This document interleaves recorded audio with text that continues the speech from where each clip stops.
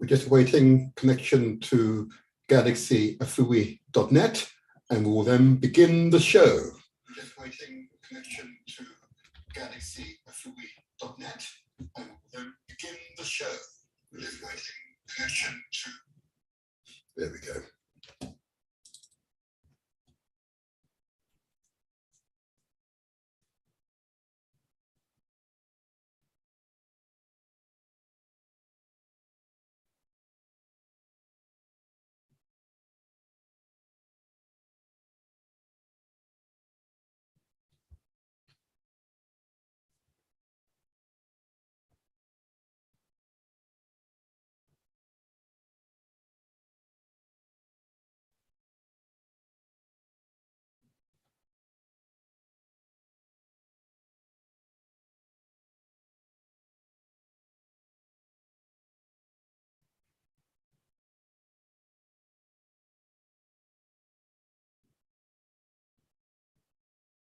Just waiting connection to galaxyafui.net.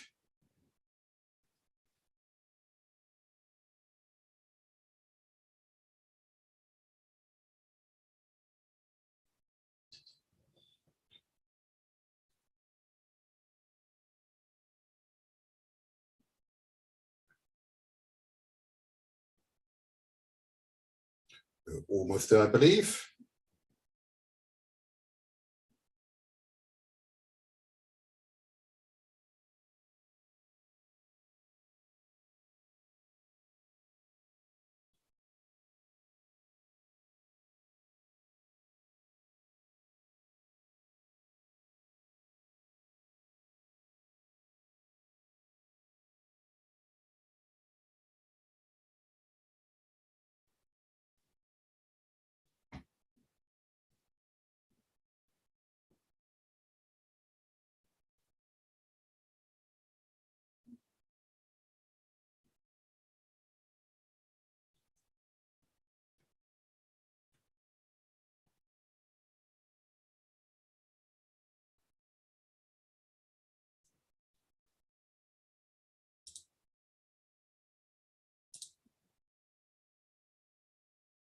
Just waiting to connect to galaxyafui.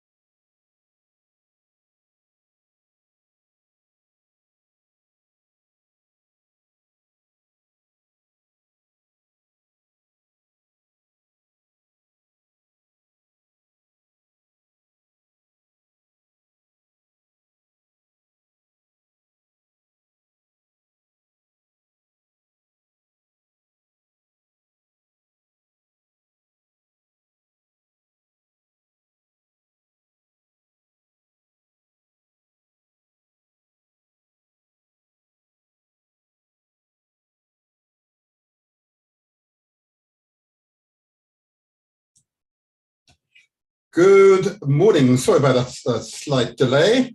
It's a slight technical problem, but all is intended to test one's character. When under pressure, we rise and excel. So this is the Motivator Show, alongside, usually, Lady Chelsea. She's not feeling well today. The big C, with that 19 at the end, has got her still entrapped, but she is recovering well, and it's better for her to fully recover, a duty of care. And I welcome to you all for your listening ears, and those who are viewing us through either, let's see, YouTube, through the Motivator Show, DE space Motivator Show, or Facebook, the Motivator Show, or indeed via Mixcloud, the Motivator Show. I welcome you all, and please give us a few likes if you're on YouTube or Facebook. Give us a big, that's it. I prefer to do it live, not on this cartoon stuff. Give us the likes upwards, and why not subscribe? It means that you are informed of the subject of our next show. This show will be a really hot show because the topic that we are going to discuss is not often discussed amongst our community members in public. It is critical that we continue to discuss these issues in public, and the description I'll give you later on. But before I go into that part of the show, what I want to do is first of all give recognition to the Galaxy management.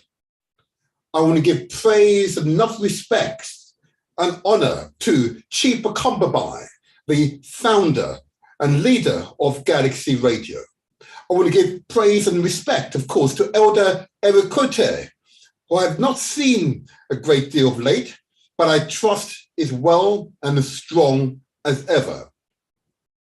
I want to give praise to Dr. Man Abu Ratata, a man who I respect like my brother.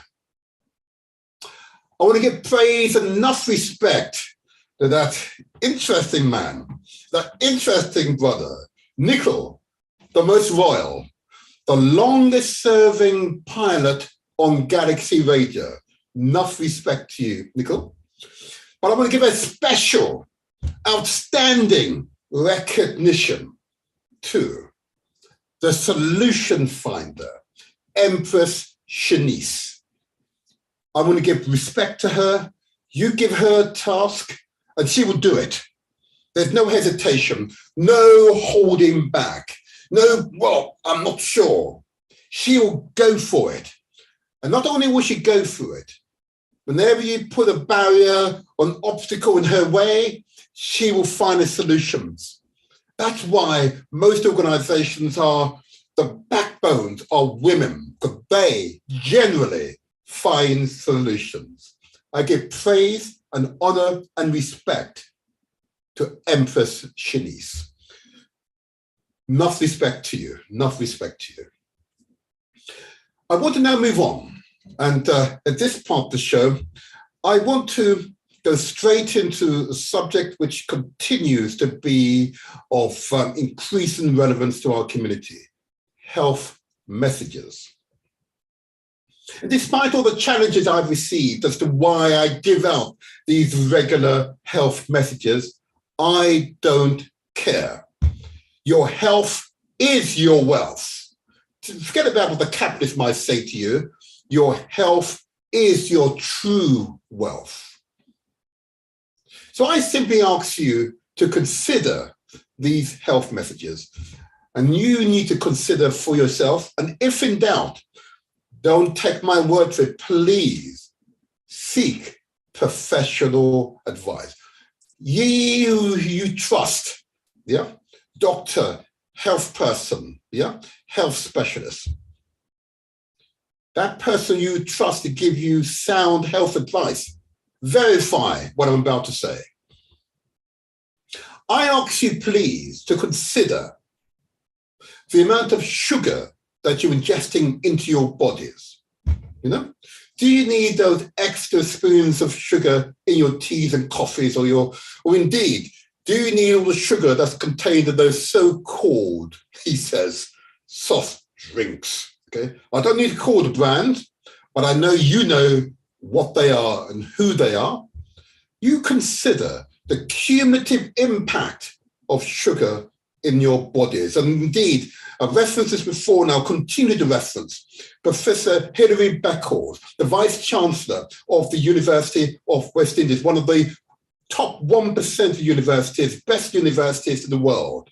And he quoted that there is an epidemic of diabetes in the Caribbean, African communities.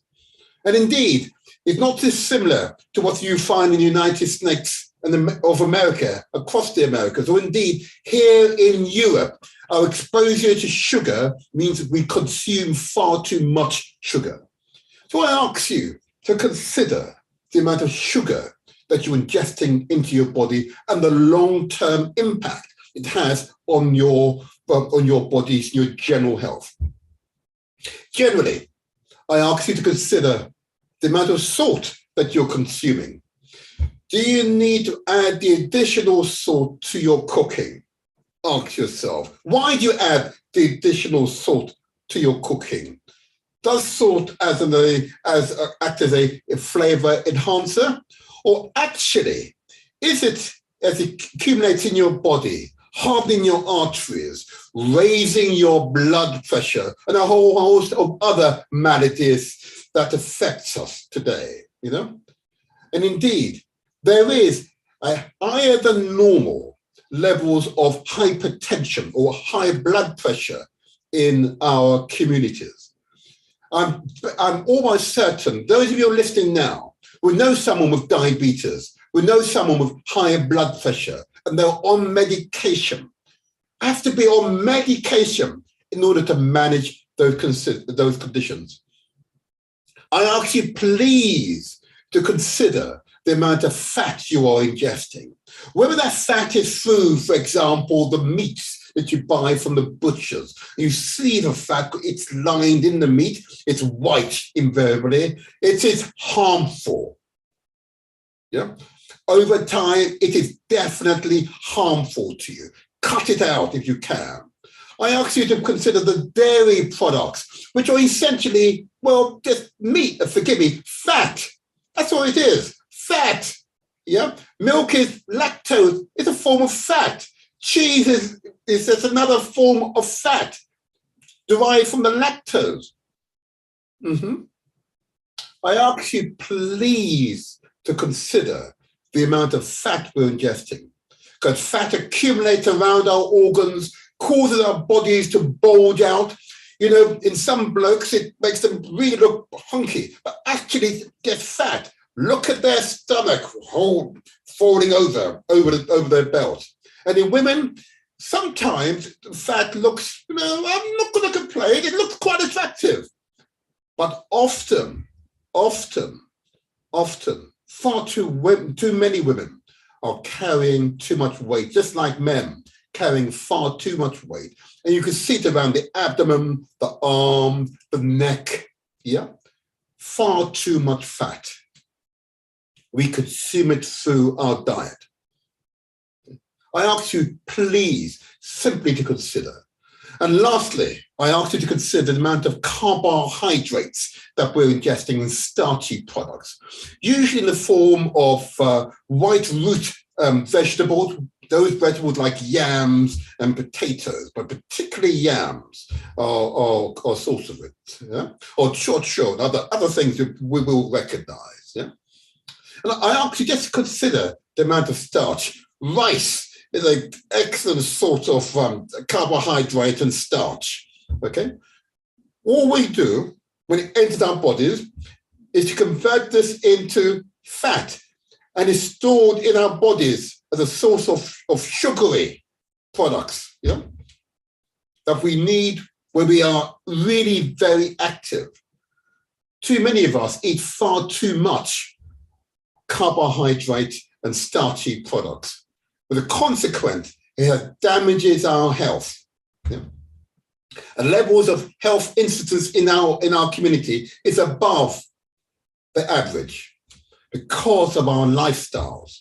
And our lifestyles is exacerbated if you're not eating the correct amount of fruits and vegetables. These are critical to maintaining a good, healthy body. They are critical, I say again, to maintaining a good, healthy body. And of course, ensuring that you are drinking the correct amount of water each day, depending upon your size and body mass. Again, speak to your nutritionist, speak to your doctor, speak to the person you trust to give you sound health advice. I've got my water here. I've got my water here. Yeah, it is so critical. And absolutely critical to you all is that you must exercise. Now, I'm going to say this once, and I only say it once. Work is not exercise. Going to work is not exercise. Deliberate body movements, running, stretching your muscles, bulging your muscles, working your body, that's exercise.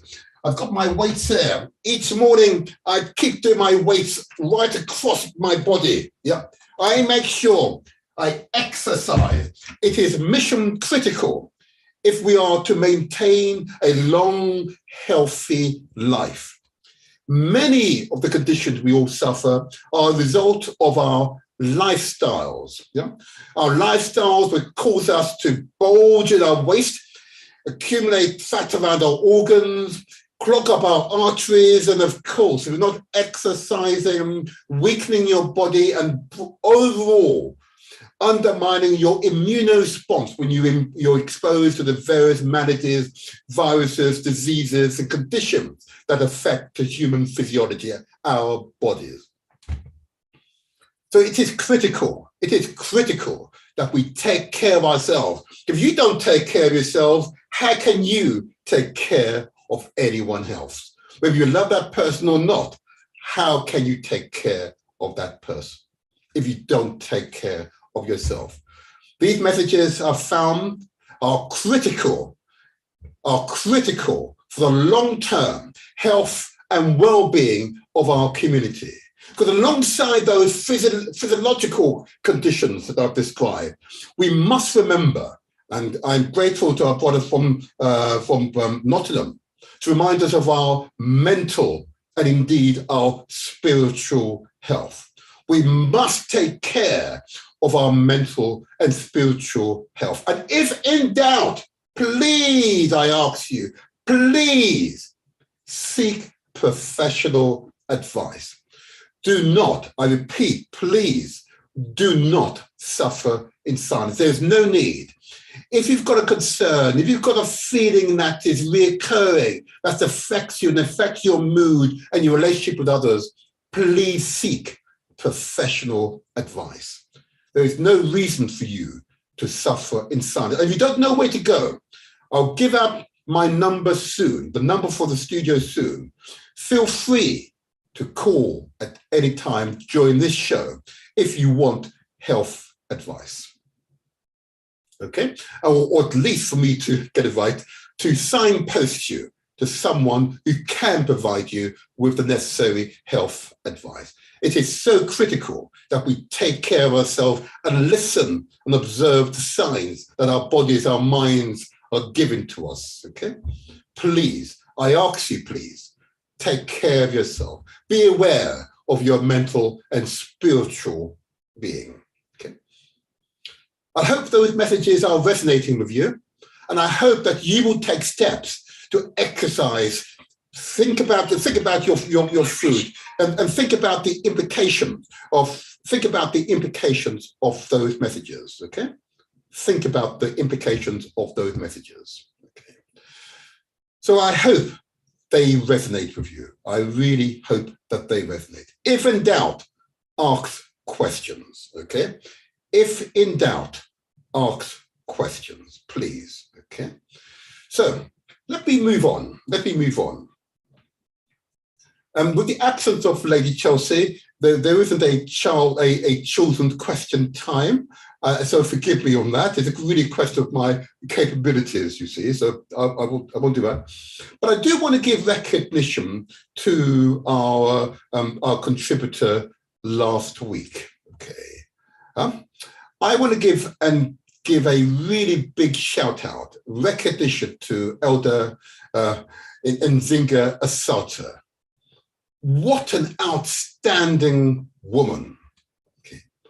This month has been devoted to women contributors, yeah, to our community's development.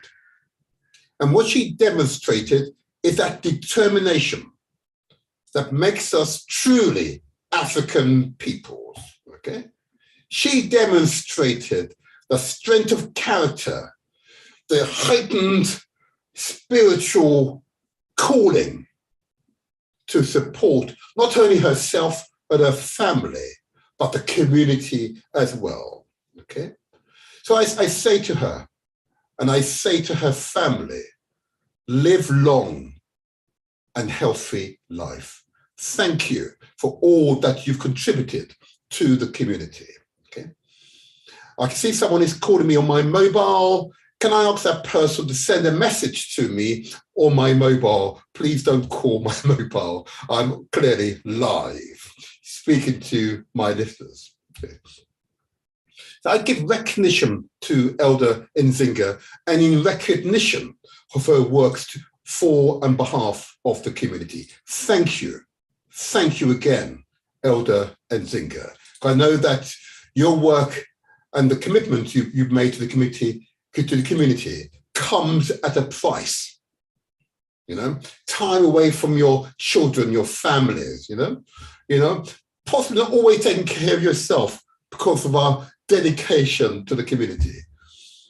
But her works have been outstanding, and I look forward to her future book. Yeah, I look forward to it. And if you're in doubt, go to her website, okay? Nzinga Asata .wordpress.com, okay? Go to her, or simply use your search engine, put Nzinga Asata, and you'll find her in glowing light. I give praise and respect to her. I want to give praise, of course, and respect to the previous contributor to the show before her, Elsie Owusu, the founding chair of the Society of Black Architects. What an outstanding, outstanding woman was Elsie Owusu. A leading light in architecture here in Britain, okay? And what she demonstrated is a steely determination and professionalism, okay? Given the opportunity to all our children who wish to be architects, I know that they would follow in her footsteps.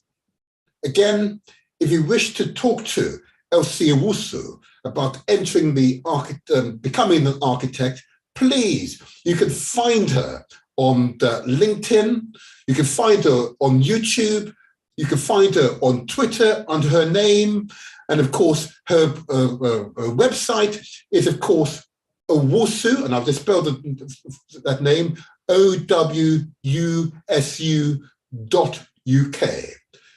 Elsie Owusu, okay? And those of you, particularly young people, who are considering becoming architects, she will be an outstanding mentor for you. So I commend her to you. I commend her. And lastly, the previous woman that I've had on the show this month is, of course, Sadiat Oketemde, the founding chair, the first woman chair of the Southwark Muslim Forum. An outstanding example of femininity in the Muslim communities, Islamic communities. A determined woman, a family woman, a faithful woman, someone who is faithful not only to her family, she's faithful to our community. Okay? And what she provided was insights in support of women within Islam. And the dynamic changes which are underway that gives us all help for the future.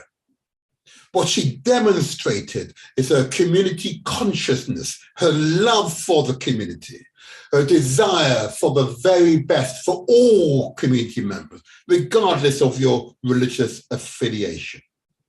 I give praise and respect to that wonderful sister, Sadiet Oke-Otunde.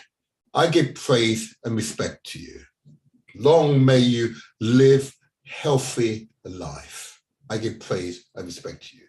I've been so proud and so blessed to have these examples of our women in the community who have demonstrated why we men must show women real respect.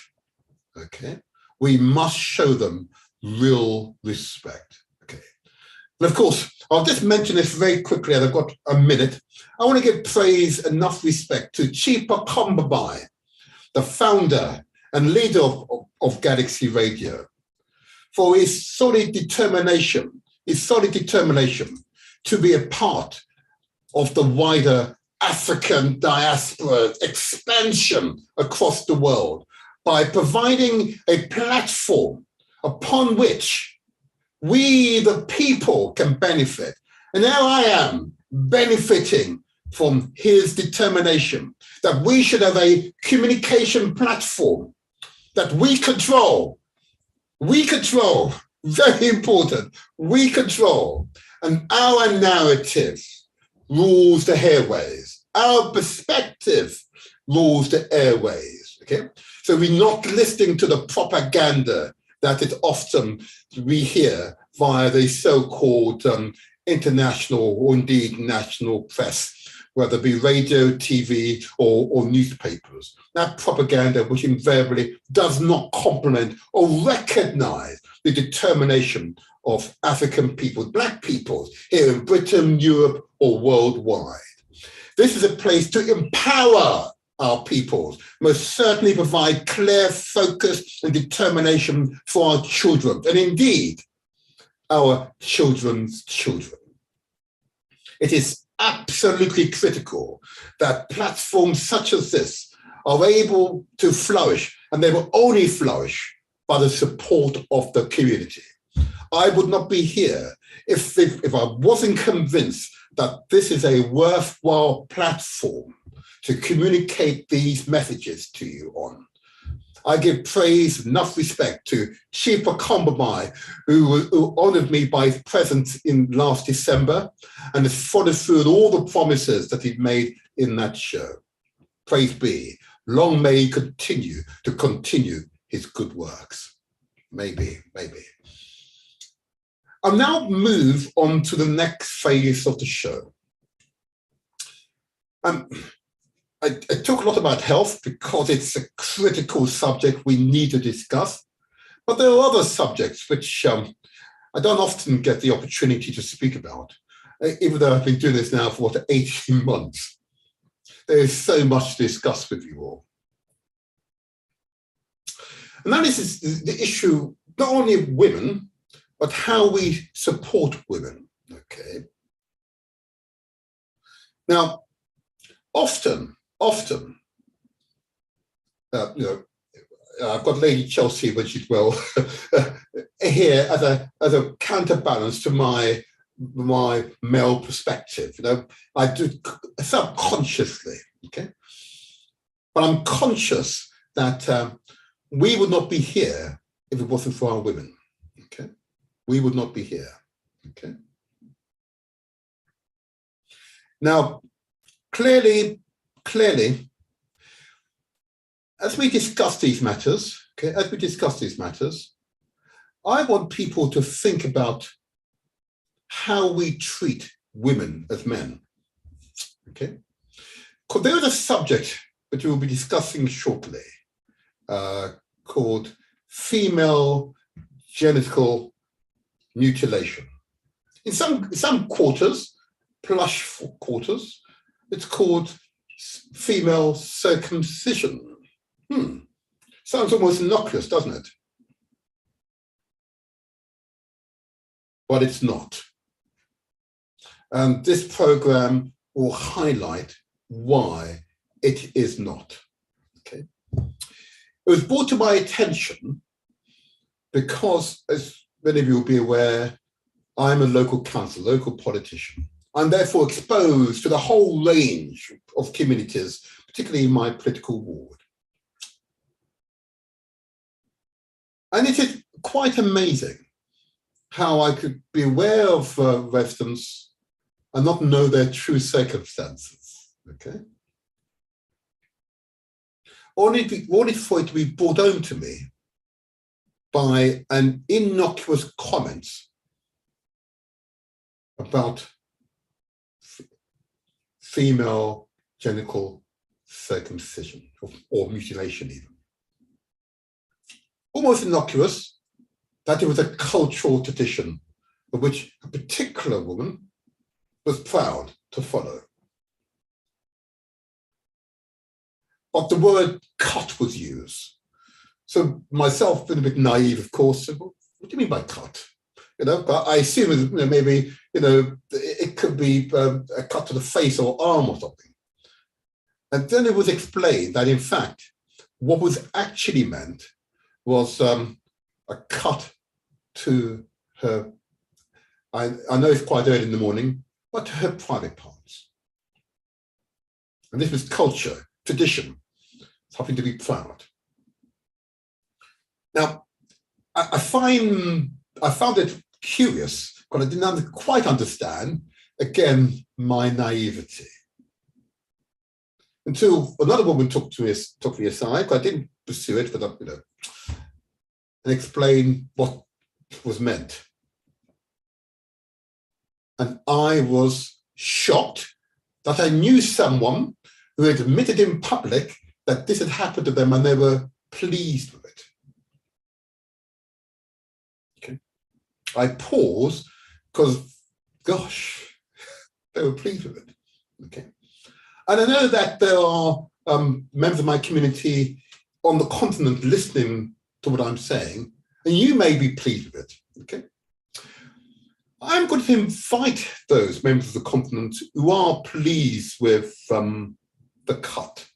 Let me use that term for the moment, because I want to respect yourselves, okay, and I want to respect your opinions.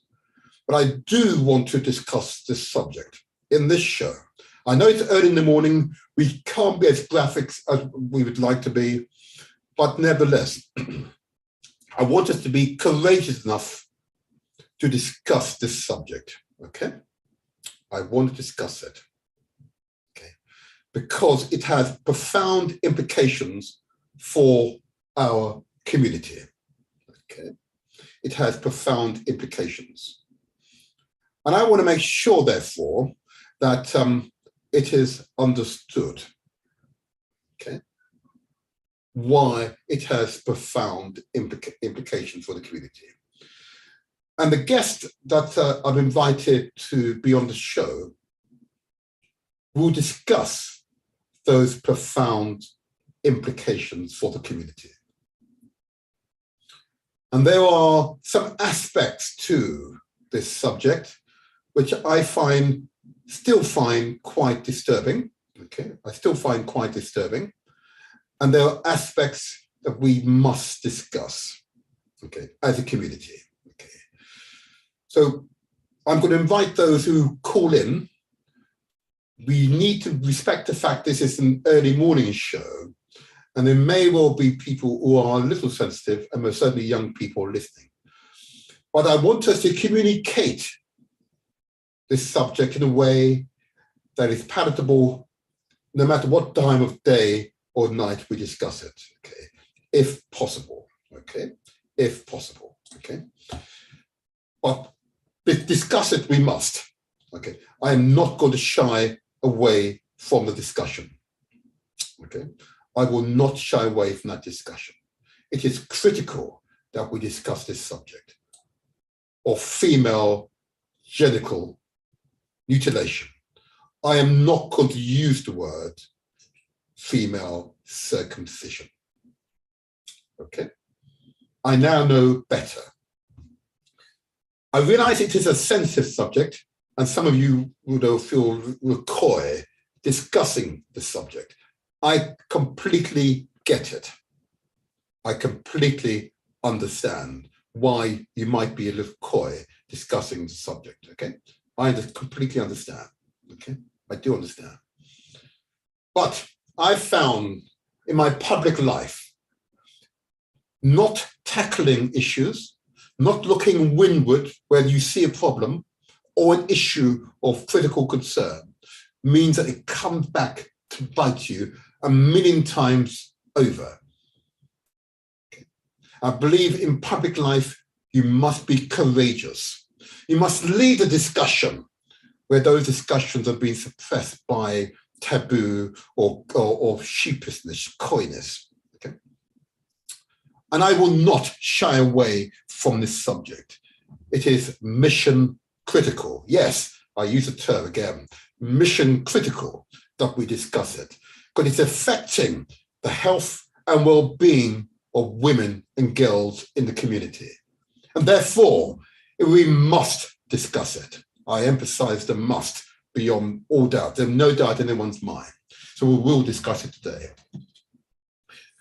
So what I'm going to do to start discussion, in anticipation of my guest who will join the show shortly, okay, what I'm going to do, I'm going to play a short video which will explain what this subject really means, you know, what it means for us as a community, okay? I'm going to share this video with you, and hopefully it will prove to be educational for some, raising awareness, but also for us to stand alongside those who've had this experience, that we want to respect you and support you, okay? That's what I want to achieve. We need to achieve. But give me a moment. As I said, I'm by myself, and I'm sure that Lady Chelsea is well. Let's see if we can do this without any pain, and hopefully we can make this work for us. Okay, here we go. I'm now going to start this video. What exactly is FGM? FGM is the non-medical practice that intentionally removes female genitals. What exactly is FGM? FGM is the non-medical practice that intentionally removes female genital organs. Often, girls are cut when they are still very young. In some cases, under the age of 5. FGM is practiced all over the world, but is predominant in 30 countries. In some of those countries, high prevalence rates means that nearly all girls still experience FGM. There are 4 types of FGM. Type 1, clitoridectomy, meaning removal of the clitoris. Type 2, excision, meaning removal of the clitoris and the labia. Type 3, infibulation, meaning a narrowing of the vaginal opening, sometimes through stitching. Type 4, all other harmful procedures not covered by the first 3, including pricking, stretching, scraping, or even using acid to mutilate parts of the genitalia. Once more for everyone in the back, it is non-medical and has 0 health benefits, but it can cause a lot of other things. Severe bleeding, complications in childbirth, problems urinating, problems menstruating, problems having sex, mental health issues, shock, death. More than 200 million women have undergone female genital mutilation, FGM, with 3 million more at risk every single year. FGM is violence against women and girls, child abuse, sexual assault. Often it's about controlling female sexuality, a tradition to prepare a woman for marriage, allegedly to purify them for their husbands. Sometimes it's done to girls because it was done to their mothers, as a rite of passage or a coming-of-age ritual, or even without much of an explanation at all. It's a cycle of social pressure that's hard to shake, but not impossible. Actually, many people in these countries want the practice to end forever. And though it is often shrouded in secrecy, Many survivors told Global Citizen they wanted to talk about the reality of FGM so that they can help end it altogether. We should probably mention too, FGM is not a religious exercise. It happens in Christian, Muslim, and Jewish communities, but there is nothing in any of their holy books that teaches it. Basically, FGM is violence against girls. So how can we end FGM forever? Education, teaching doctors and teachers what signs to look for and how to respond sensitively. Cultural intervention, survivors telling their stories to their own communities. Laws and policies, enforcing consequences when FGM is carried out and making policy changes that further deter the practice. The time to end FGM is now. Just head to globalcitizen.org/FGM Among Us to find out more. That was powerful, huh? That was truly powerful, truly powerful. And when I saw that for the very first time, I was, well, somewhat shocked, that such practices are underway in some countries across the world. And it was being dressed up as, in some cases, as religious, in some cases as cultural. But what you just see is what actually happens. I respectfully say to those who are in doubt on the subject, well, I know as a man, if you did all that to me, I would be pretty angry. Okay, I would be pretty angry. Yeah. And cause all those symptoms to me, I would be pretty angry. I want to empower the women who are listening to this program, watching this program. And you're watching live on Saturday, the 5th of February, between the hours of 8 and 10. Okay.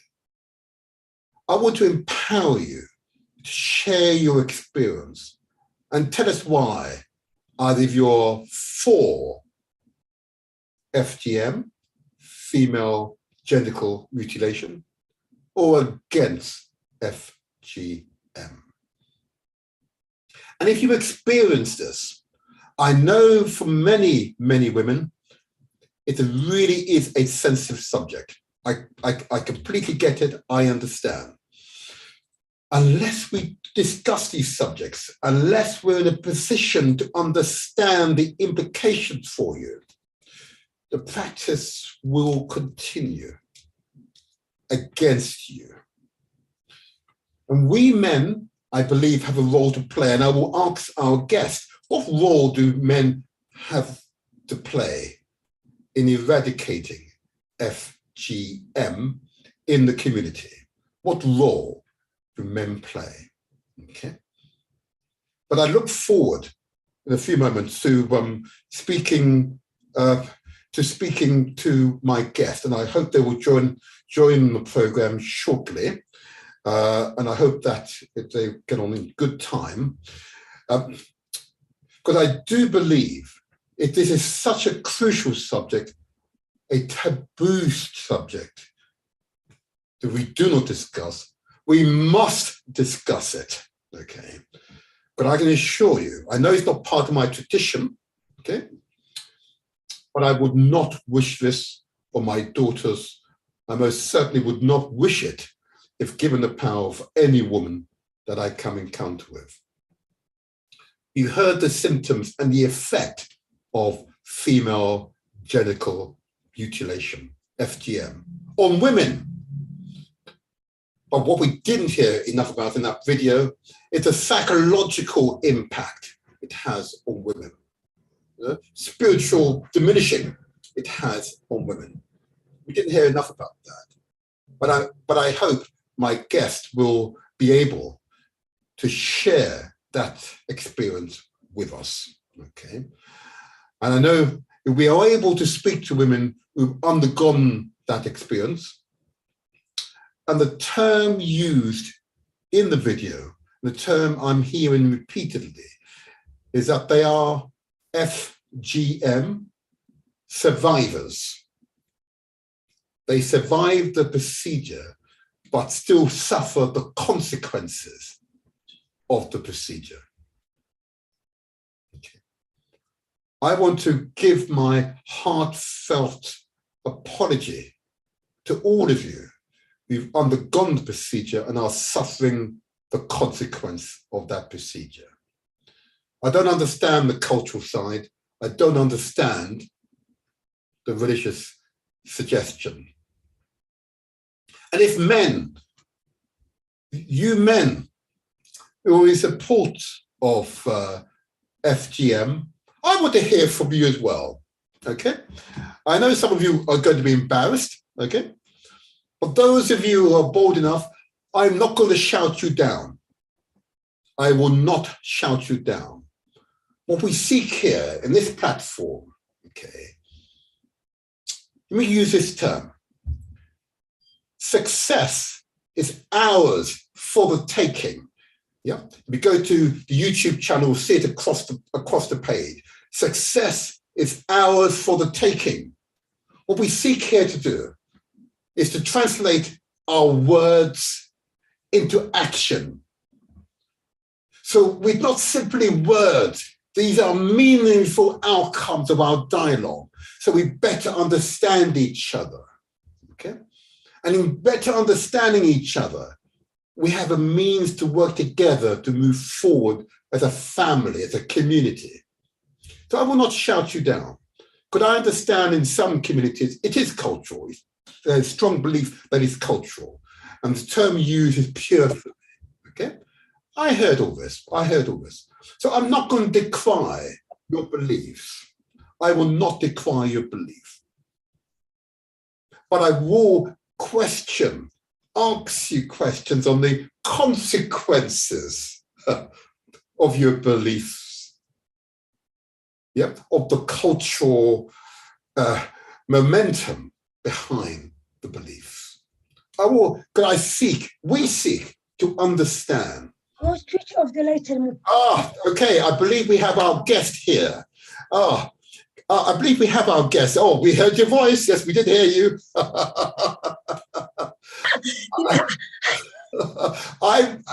First of all, our guest has arrived, and a wonderful, outstanding empress, Naima Ali. Welcome to you. Welcome. Thank you. It's as wonderful as ever, I have to say. Oh, and I wish I had this picture, Naima. We need more pictures of you, remember? I know. I did tell you I wasn't so good at publicity and that.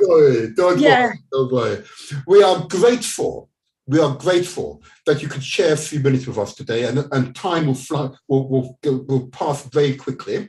And I understand we may also have another guest, as you know, from the Forward organization, and we'll talk about that in a moment.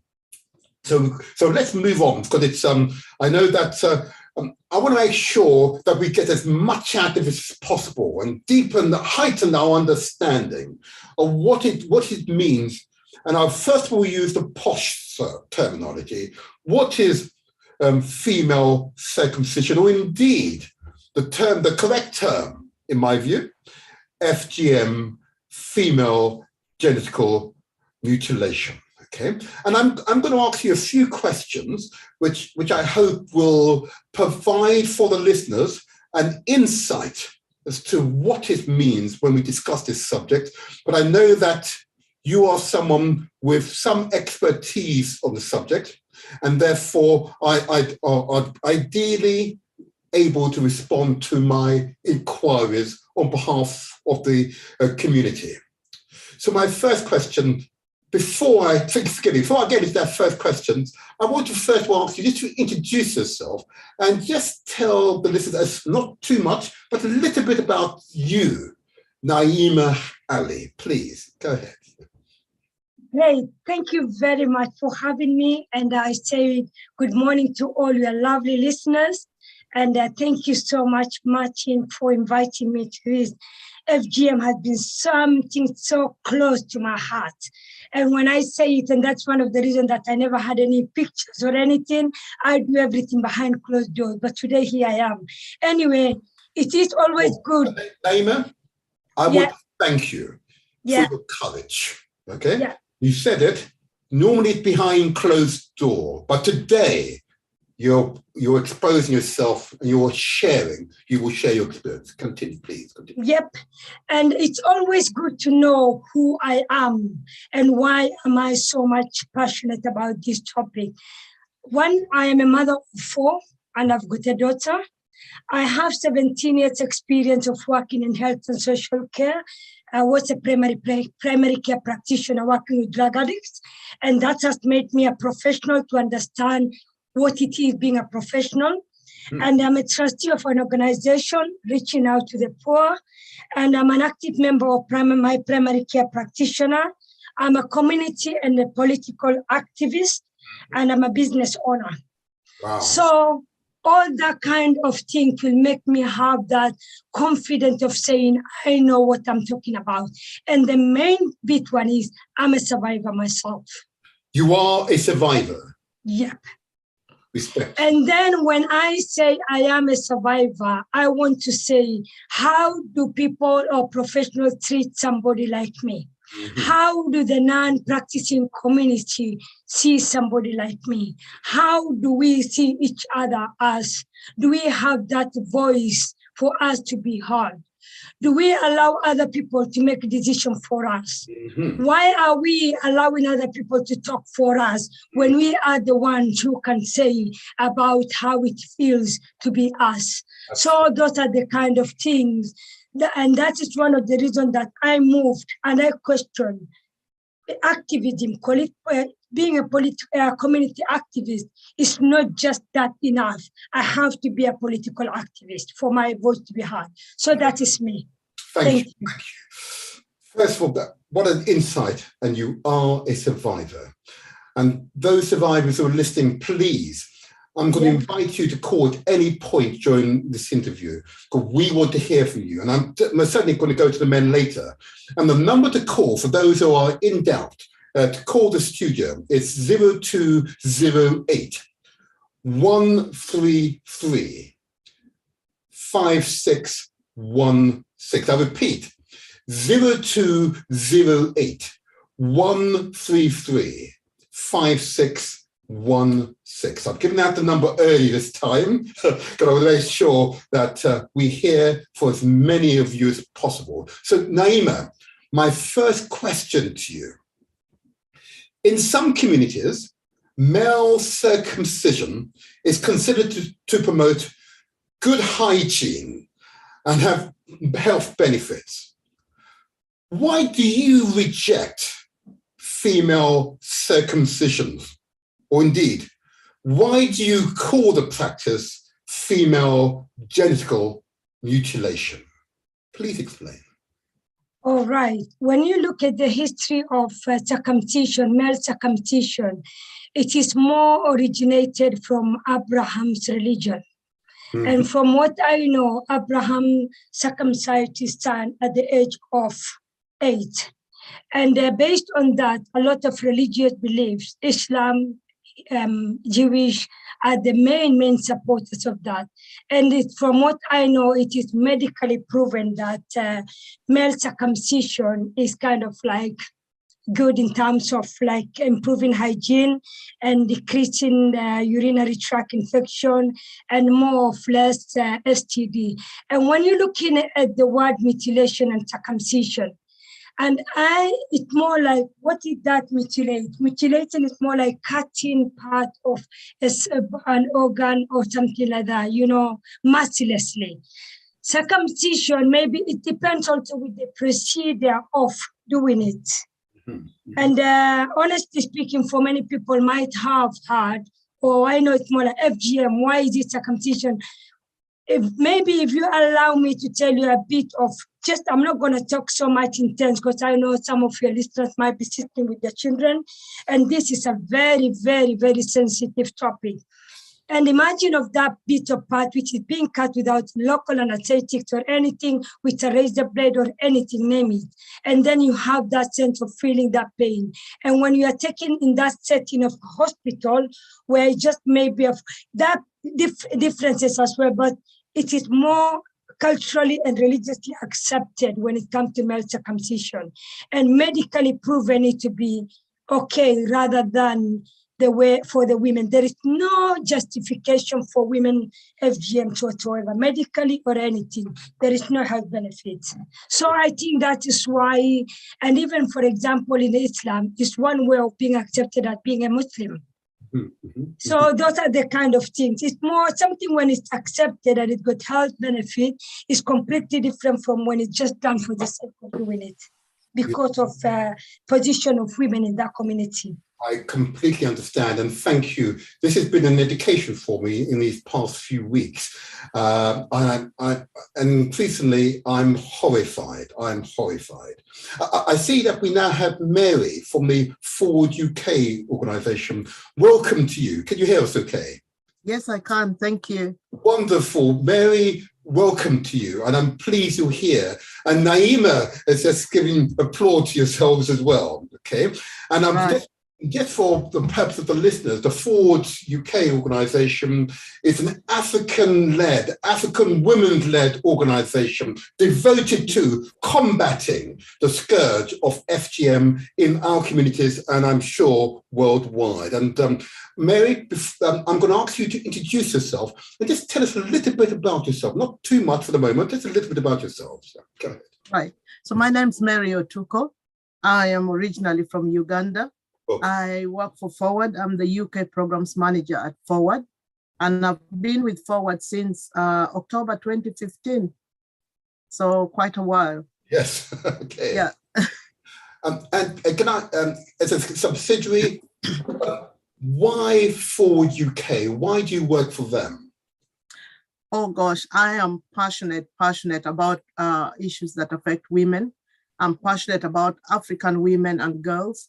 And any issues that affect our communities, you know, whatever affects the women and the girls affects the whole community. Yes. And we are part of the UK society, the UK community, and, you know, anything that affects us affects the UK community. So I am absolutely so passionate about, you know, the issues we work on. And for me, going to Forward was for me like going home, like coming home. And I felt like I have actually arrived. And my background really academically, I studied population and development, especially around issues to do with reproductive health, you know, and gender-based violence, really.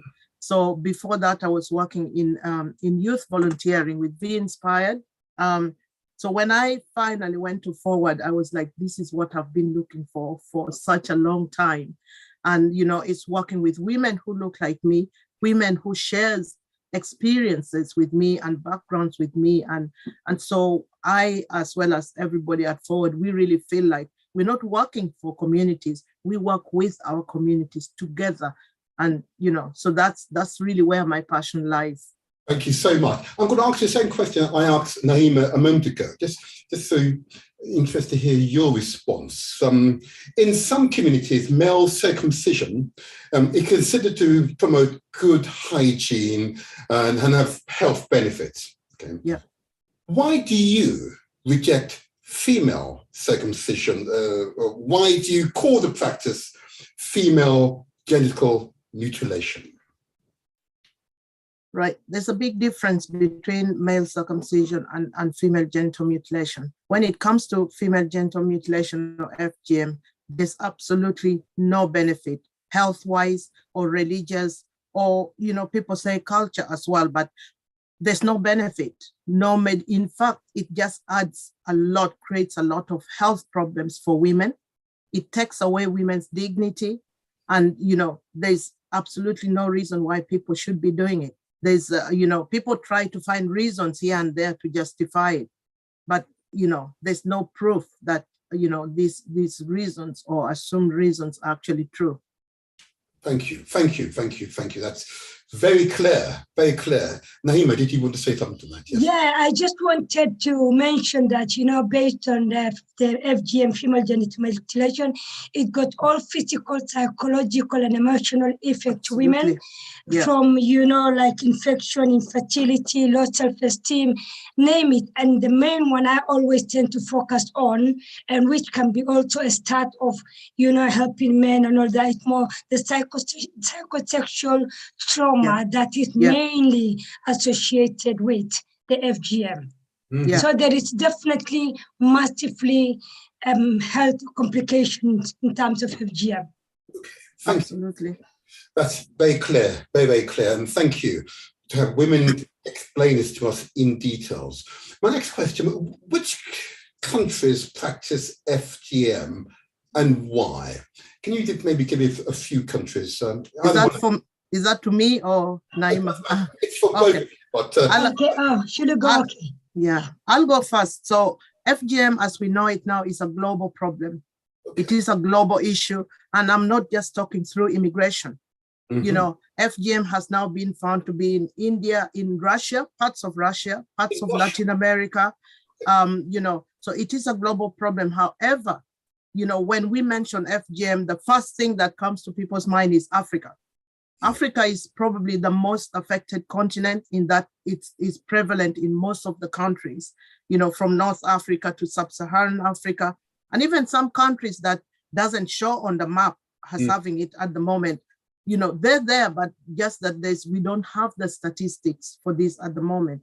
But, in Africa, of course, we have high prevalence. When we look at the Horn of Africa, like Somalia, Sudan, Northern Africa, West Africa, a lot of countries in West Africa. My own country of Uganda, appears as 1%, in the global prevalence map. However, that's just because there are about maybe 4 tribes that practices FGM, along the border with Kenya.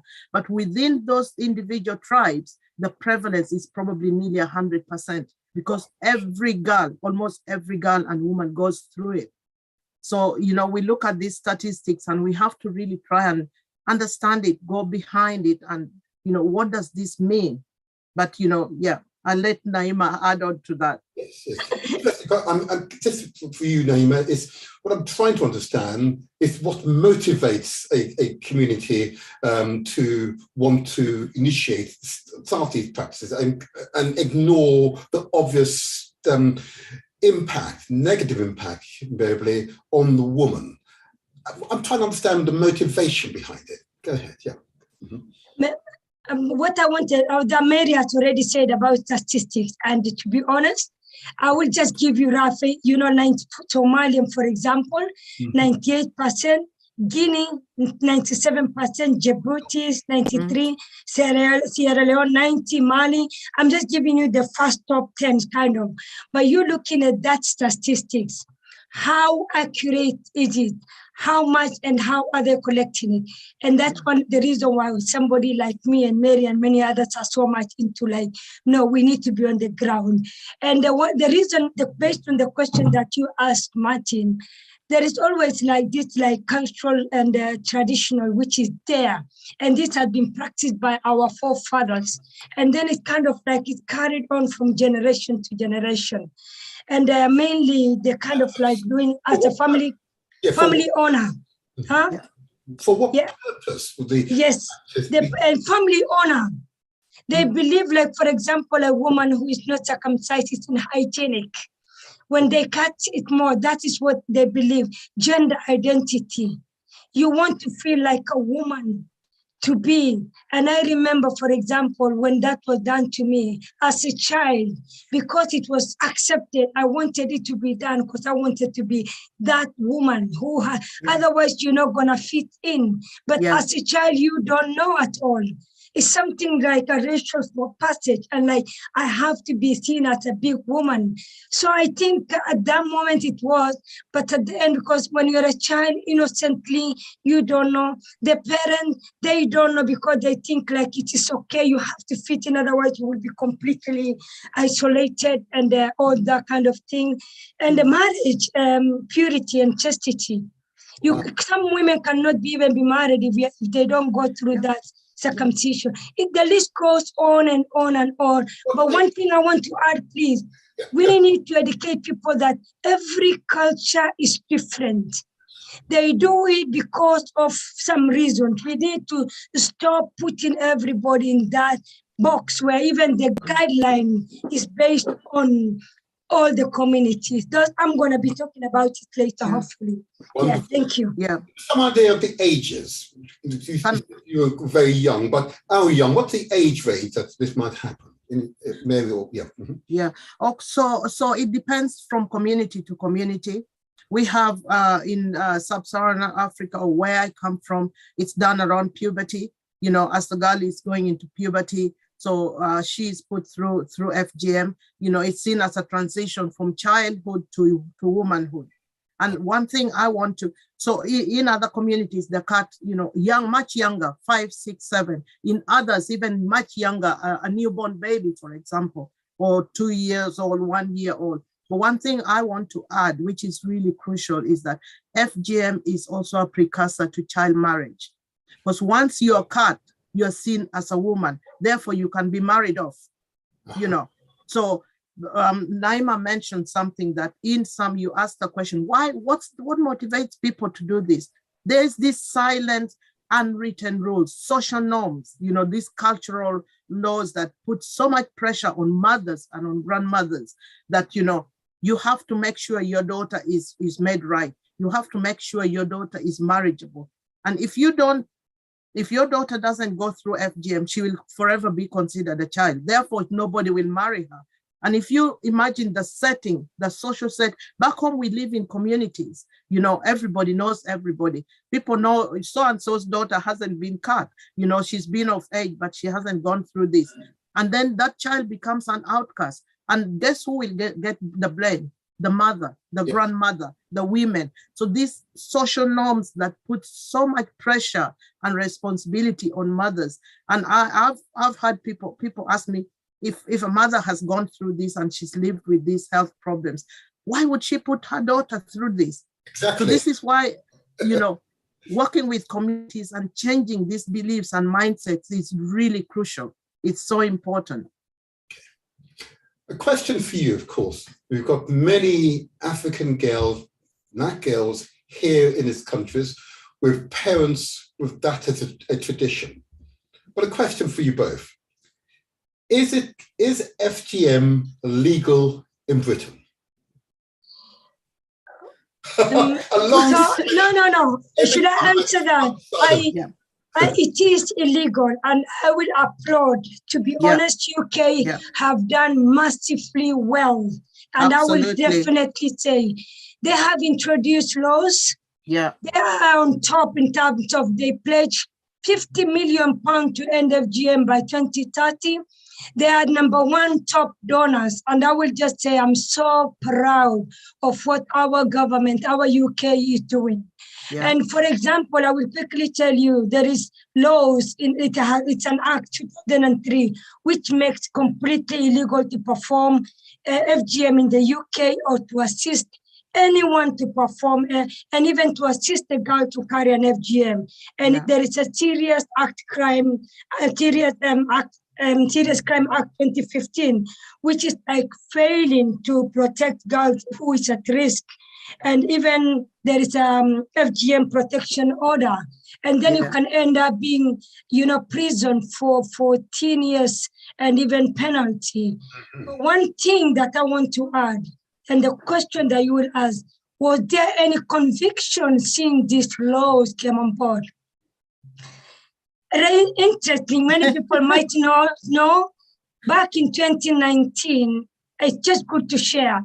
February 2019, I think, a lovely lady, a mother, 37-year-old, and her husband, they're all from Africa, from East London. They're the mother performed that act to that girl 3 years of age. Oh, and she was sent in. The father survived. He wasn't convicted. There was a lot of question from that. What did we do? What did we do? And I always say, prevention is better than cure. Of course, this is not a matter of cure. It's more like protecting what could have done to protect that young girl. Yeah. The damage has already been done. The conviction is there. The mother is in and coming out. The girl will live with that forever. So at the end of the day, how much are we doing in terms of getting people? Yeah. So at the end, so that's it. Yeah. Thank you. Can I just add, really seconding what Naima has said, the UK has very much led the work on FGM. Since Forward started this work in 1983, we've worked with policymakers, with the government, and we have really strong. The law helps really, put people off doing this, and we educate the community on the law. The UK law is very clear. Now, FGM has been illegal in the UK for since the 1980s, as Naima has mentioned.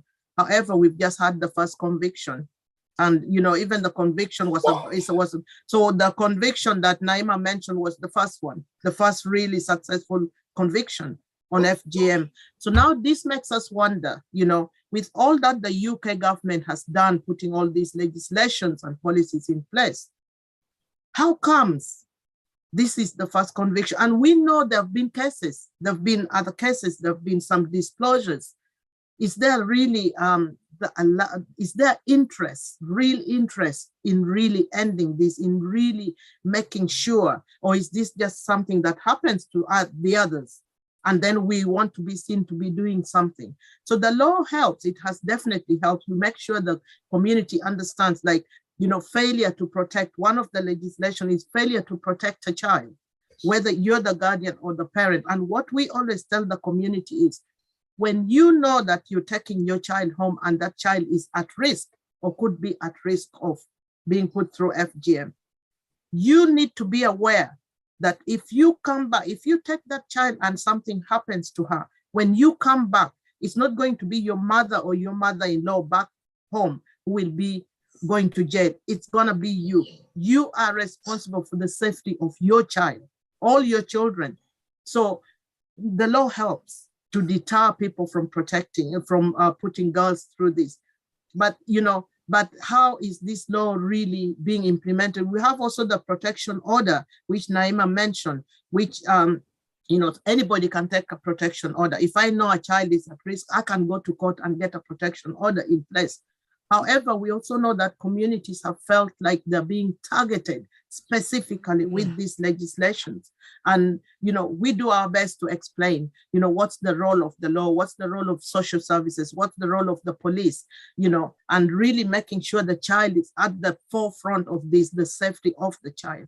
And we work at Forward, we work three-pronged approach: protection, prevention, protection, and support, And the law helps us to explain those things to make people understand. But we need to make this law really not make people feel like, oh, we're being victimized, but actually to understand that the law is there to protect children, to protect women, and to deter, to put people off from practicing these harmful practices. Have you, if I may ask you a subsidiary question to that, as an organisation, I want to talk about funding in terms of resource, but you've identified families which are at risk. Okay, how do you support those families? Because clearly the child is at risk because it's part of the tradition, but how do you support them? Because clearly, unless they understand the legal framework, so they believe that they've got carte blanche. Yes, please. Yes, go ahead. So we at Forward we do a lot. We work really, as I mentioned before, with the community. We don't work for them or at them or tell them what they need to do. Well, firstly, we've trained a lot of the women from the communities to be champions, to be advocates. So these women open doors to the communities. We work with them. They're our voices. We work with men as well. We have our men speak out advocates. But in terms of when a family has been identified, at Forward, we do what we call psychosocial services. We do support, we do counseling. Courts actually send these families to us. So there have been families who have been on protection order, for example.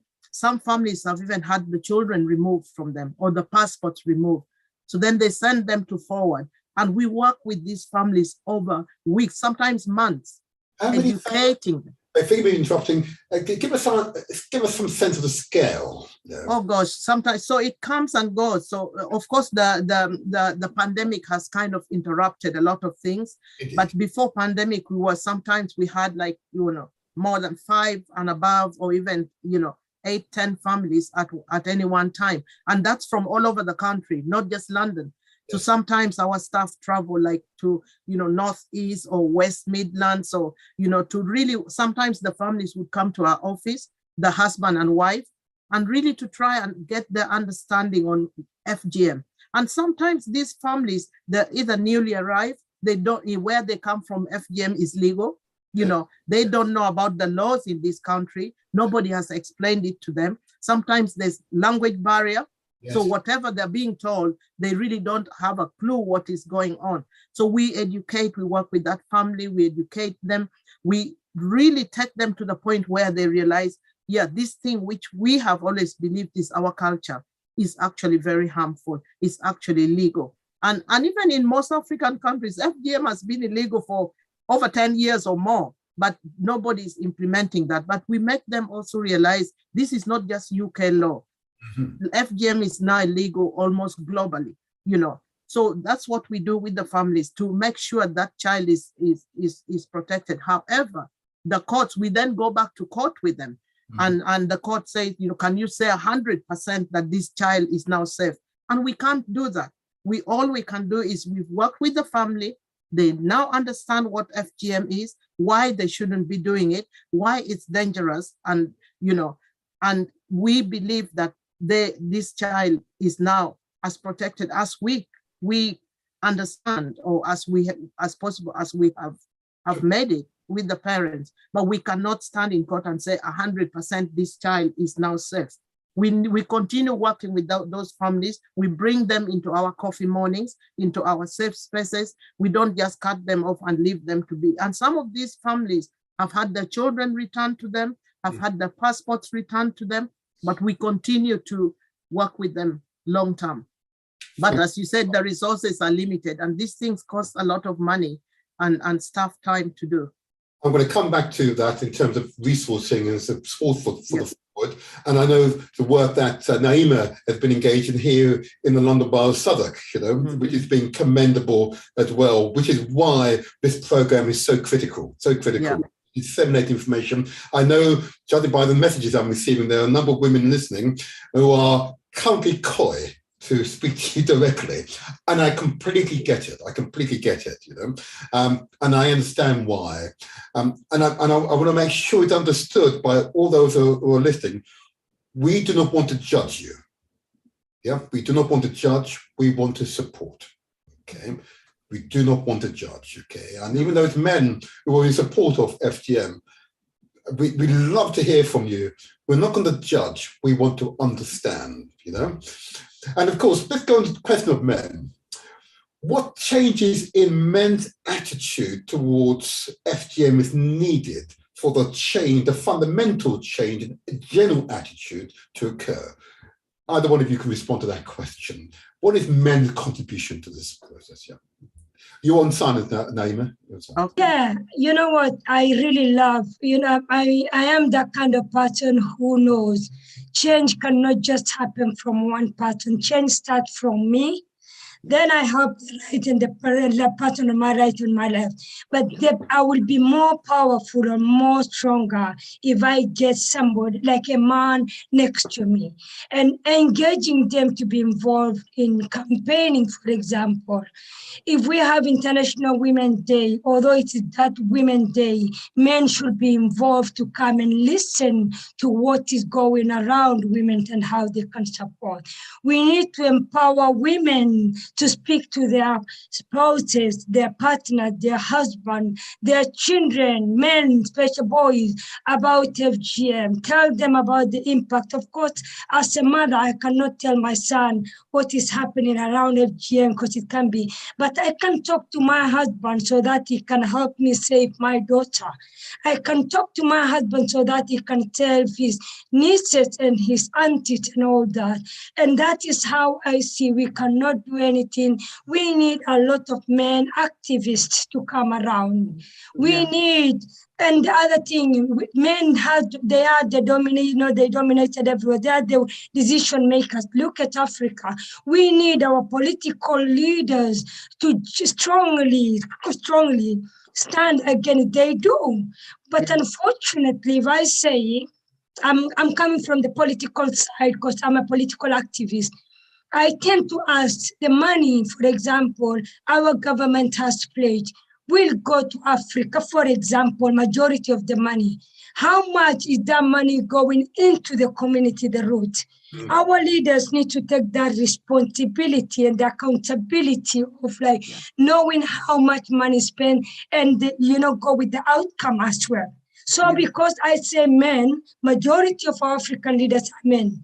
And we cannot do alone. We need to involve everyone regardless to their background, everyone regardless to their religious beliefs, everyone beyond anything, we have to stand as one. Same as we feel when it happened, something like domestic violence, when the whole world cries, that is exactly what I would love to see.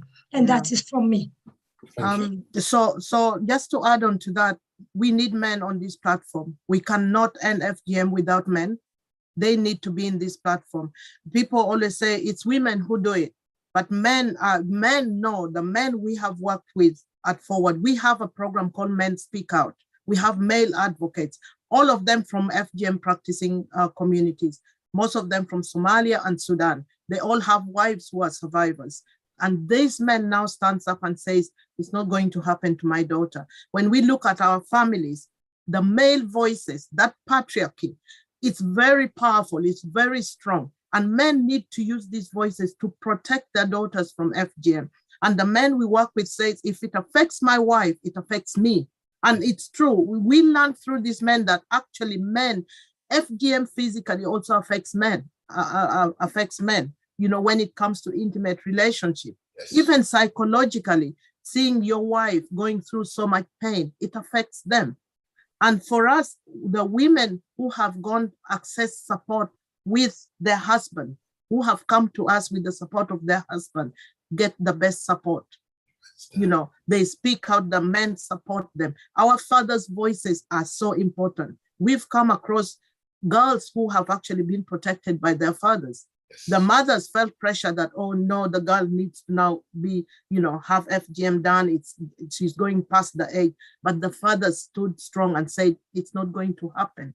And once the fathers speak, it's not going to happen. But where the mother is the one fighting it on her own, it's really, really difficult. So we at Forward, we don't just work with men, we also work with boys, young men. Our school program, when we go into school to deliver session, we don't segregate the class. We do sessions with all the staff. We do staff session with all the children from year 5 in primary school. It's age appropriate up to university. We've had boys, little boys in class actually disclose on their friends' behalf. So boys and men have a big role to play. A lot of our community leaders are men, even here. Our faith leaders, most of them are men. We need to get their voices on the platform. And Naima mentioned African leaders. For example, in Kenya, President Uhuru Kenyatta has been really fundamental in leading, the campaign against FGM. And that is a great example. When I look at my country of Uganda, and I'm starting to engage with people back home, and what is happening on FGM? Nothing is being done. When it comes to election time, you hear rumors that some politicians use it to buy votes from people. So a lot of these areas are really remote. So in terms of implementing the law, it's really kind of non-existent. And sorry, Martin, I really wanted to add on to something. We were focusing on men from that practicing community. I will tell you, for example, very interesting thing that I've been doing within SADC. And I use the opportunity of my position within my political party. I was the women officer for 2 years. As soon as I was elected as a women officer, my main target was to educate everyone from non-practicing community about FGM. Yeah. And luckily I was given that platform to educate, to talk to my comrades about FGM. And I remember going and talking to almost 200 of my comrades, where 98% are white men in suits. And everyone, as soon as they heard, and the reason why I targeted them, we are in that global village where we are related in one way or another. We are professionals. Our kids go to the same school. We are kind of marrying each other now. It is our duty to go beyond. Absolutely. And like I say, and that is one. Right now, I'm the BME officer, from women officer to BME. I have organized an amazing event where I'm hoping tomorrow a lot of people will be coming from the political party. And that is why we cannot just sit there and complain that the system is against us. We need to come out and for our voices to be heard. Absolutely. So sorry, Martin, I'm quiet now. Oh, sorry, that caller. Sorry, the caller. Can you call back again? You stopped recording. Never mind. Well, they'll call back again. Thank you, Naima, because that was very. I will go on to events in a moment. I just want to tackle further men's contribution to the campaign. I think you're right. But before I do that, I want to give out the telephone number again. Oh, there we go. Let's see if we can get this to work this time. Hopefully this works. Good morning. Hi, good morning. Good morning. What a fantastic show. Oh, absolutely thank you. Amazing. Okay, thank you. Amazing. Oh, is this Sister John? Is that? Yes, it is. Yes. Good morning to you. Thank you. Thank you for this. Do you have a question to my guest? Yes. Go ahead. I think it's really important. I just tapped in and I could see you was talking about allyship within the community and extending it to men, as well as getting political parties and comrades involved. One of the things that I was looking at, I saw the Violence Against Women strategy in Southwark has done some amazing work. And we know that in Camberwell and Peckham, there's a projection that there's 7,000 to 8,000 people affected. And it'd be wonderful for Naima and Forward to do a presentation with Southwark Black Parents Forum so we can educate parents about these issues that may affect different people from cultural groups. And, you know, one of the things that came up is that a lot of these things happen in private. So I think it's absolutely amazing that you're out here standing up and talking about it. I'll definitely be at the event tomorrow, but it's just looking at ways that we can engage other community groups, especially within the Black community, to have more sensitivity around these women, because these issues. Because I noted that in Southwark, there's 2 recorded cases. That was as of 2018. So what can we do? What more can we do to ensure that these cases are reported and people are supported that bring forth these issues within private settings? Very good. Thank you for those questions. Thank you. Who wishes to go first, Naima or Mary? Who'd like to go first? Should I go something? Because that is something I was talking about. And thank you so much for you. I will say thank you to your caller. I didn't get her name. I did a presentation and I came to find out that Southwark is number 1 in terms of preference in FGM with 7.4% of our population, and Camberwell and Peckham had the highest preference. But for me, who is coming from that? Because when you're looking at the preference, it's depending with the number of immigrants or people from that practicing community. And our lovely cabinet members from Southwark, I'm very proud of what they're doing. And I will confidently be saying about them because I work very closely with them.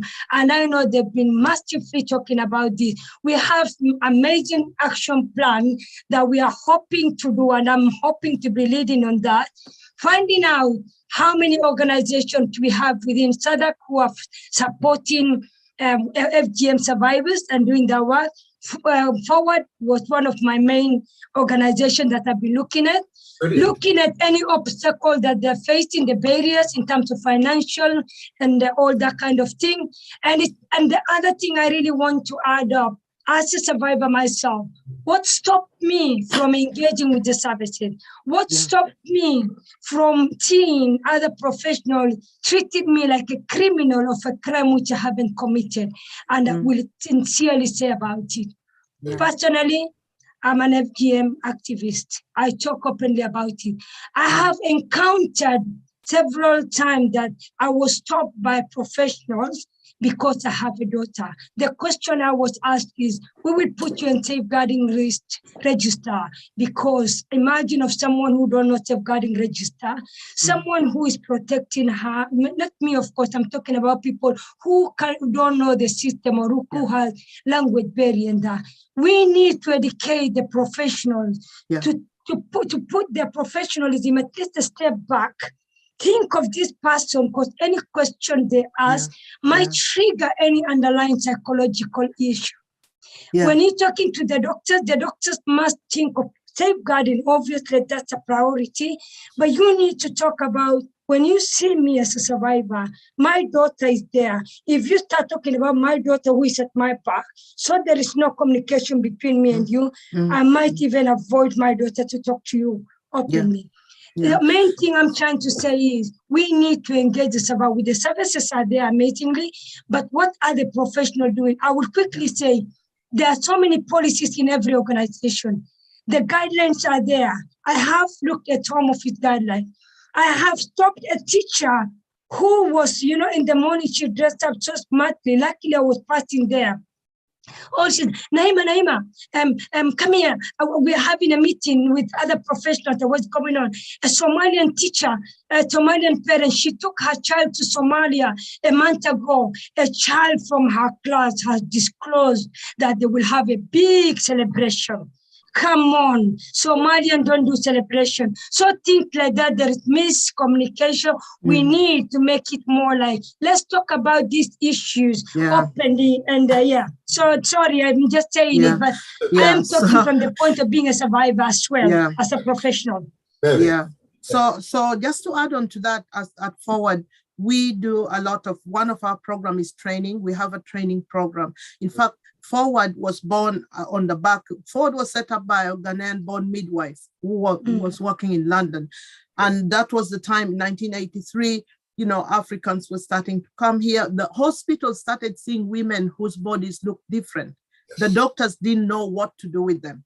The profession, it's so many years, 30-something years down the line, some of the women are still facing these problems where they're going to hospitals or to any health institution, and they feel like they're being victimized all over again.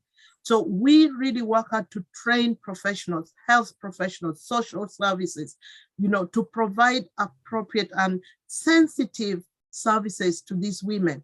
Because these women, for most of them, they've never talked about the FGM. They've never, since it happened to them. And then they go to hospital to have their babies. Somebody takes a look at their body and goes, hey, how could you have done this to yourself? This is barbaric. Those kind of words, those kind of languages, it's really uncalled for, And so we say this, she didn't do it to herself. Somebody did it to her. She didn't ask it to be done to her.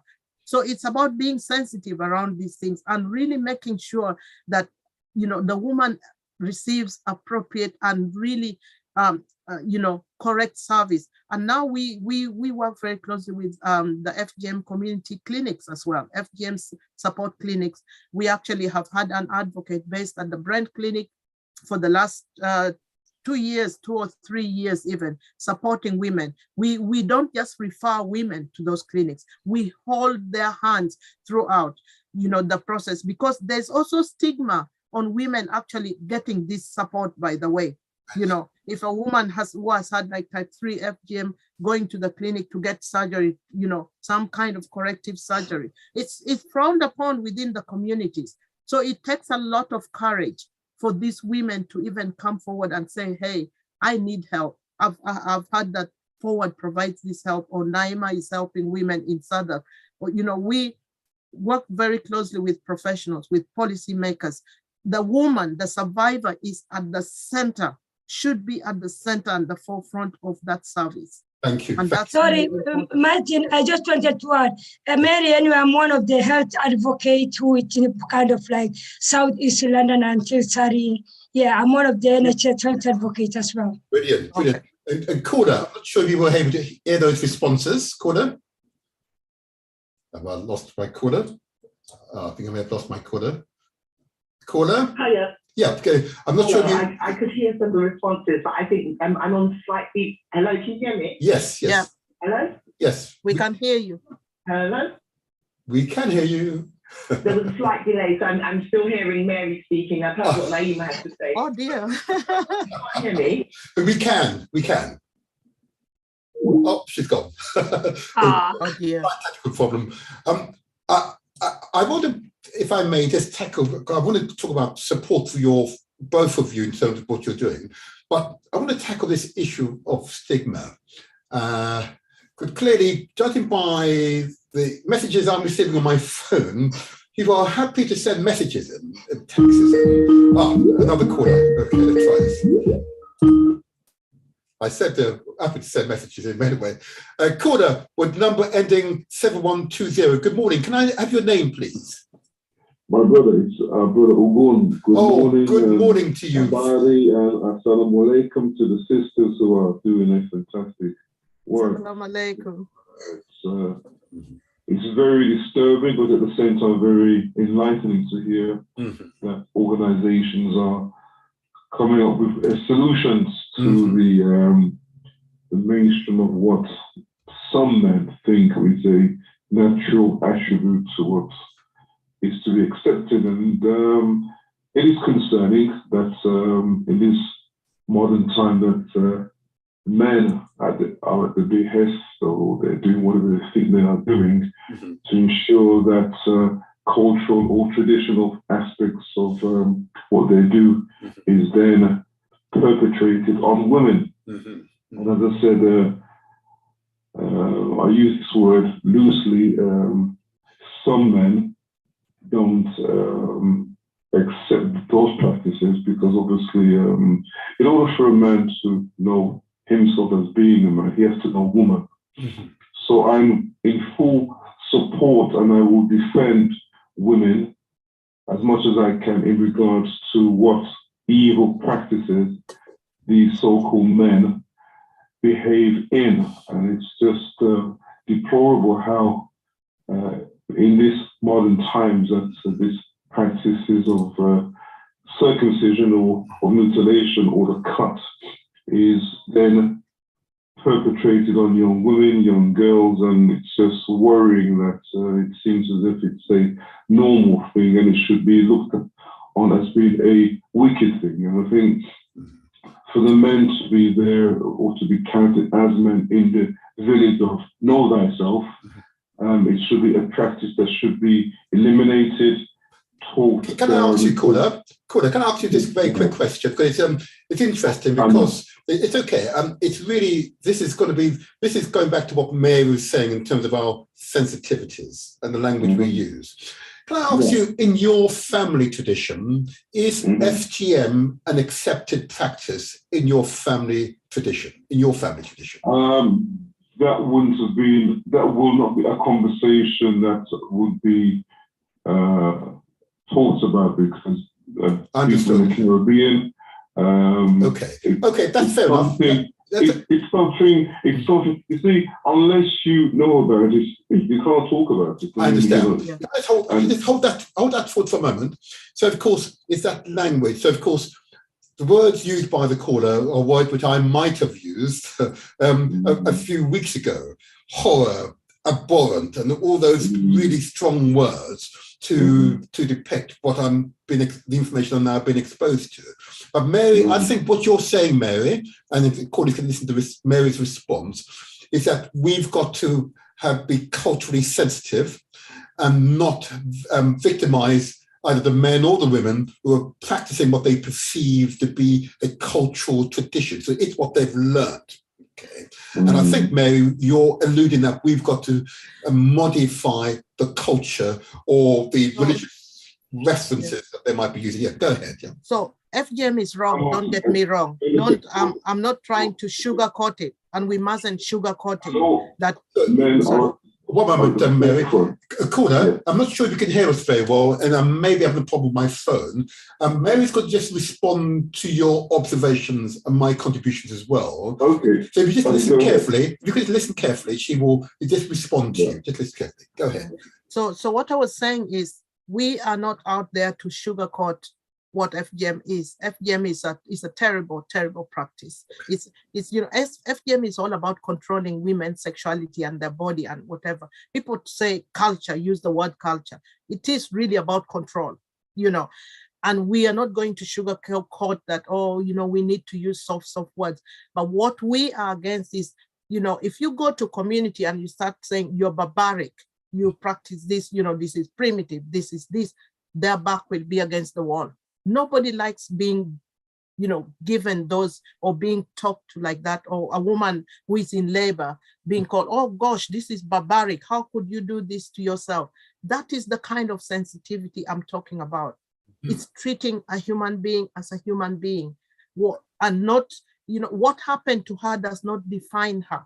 She did not do it to herself. It was done to her, So the words like barbaric and, calling somebody that doesn't serve a purpose. We want to make a change, to create a change, to end this practice. So what's the best way we can do it?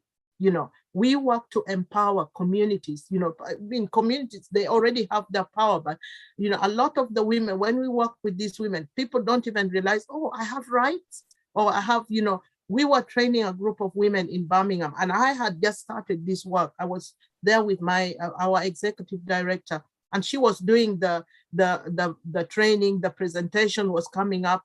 And this woman next to me kept asking, eventually she asked me, she's like, have you had FGM? Because every time a slide came up there, like, what do you mean it's not a religious requirement? What do you mean there are different types? And these were all African women, but from different countries, and they have different reasons for this having been done to them. And eventually she picked the courage to ask me, have you had FGM? And I said, no, but I'm just lucky that I come from this tribal group that doesn't practice it. Who knows, maybe even in the olden days, they used to, so I just count myself lucky. And then her next question just floored me. She was like, so you mean you don't have these problems? And I said, well, I don't, because every single woman we've talked to said the first thing they're told is all women in the world have these problems. Sex is supposed to be very painful. Just get on with it. Just get on with your life, get on with your marriage. So these women are already really traumatized, and so if we then start vilifying them and, using words that are really not helpful, it doesn't help. It actually becomes a barrier to women accessing support. Thank you. Naima, did you want to add anything to that at all? No, I just wanted to say education is the main key. We just need to educate each other, and everyone is unique. Their own personal experience is unique. Every culture is different. We just need to avoid this prejudice and then treating the survivors and their community as aliens. Because at the end of the day, even survivors, if we could have reversed everything, we should take it back. We could have said no. But what we can do, we need to stop those 2 million girls who are at risk of undergoing FGM by 2030. That's what I wanted to say. 2 million who are at risk by 2030. We need to work together. This is not a religious obligation or something. It is a culture. Somebody like me, I have promised myself that I will fight against any culture which will put women in any kind of lower position. That is me. And I'm saying it on this so that anyone could say, I will never allow any culture to put any woman to the lowest of the low. We don't deserve that. There's something, Martin, that I wanted to ask also, and we always say is assumptions that are made, about people and people's cultures. Sometimes, you can see a Somali woman and the assumption is like, she must have had FGM. We always tell people, don't assume that. Because there are some families, even from practicing communities, that do not practice FGM. And schools, Naima kind of mentioned that, schools panic. We work very closely with schools. We do summer safeguarding campaigns with schools. We have leaflets we give schools to give parents. When a parent says we're going to Africa for holiday, all of us go for holiday back home. We all do it. Ask any African. Because you're killing so many birds with one stone. You're going on holiday, you're going to see your family, and so schools go in a panic. They're like, oh, this family said they're going to Africa. We are really scared. And we're like, have you talked to the parents? Just talk to them. If you're worried, let us know. We'll come and talk and help you talk to them, you know. And it's just about talking. Talk to the parents. Talk to the same thing we tell the doctors. You are mandated to actually, you should, in your practice, ask a woman, ask her about FGM. You're supposed to be asking them. These women want to be asked. Sometimes women struggle to be the first to say something. But when you ask the question, you open that door for the woman to say, actually, I'm a survivor. Actually, I need support. But people blind eye, you know. I know that, you know, a lot of GPs, you know, don't ask women these questions. I've actually interacted with a lot of GPs, including my own. I've taken leaflets and then I don't see the leaflets in the waiting room. They're tucked away under the bed, you know, in the examination room under the bed. I'm like, why? You know, sometimes a woman just picks that leaflet and calls, yes, you know, for help. You know, so we need to have the conversation. Yep, you know, this uncomfortable conversation, we need to have it more often.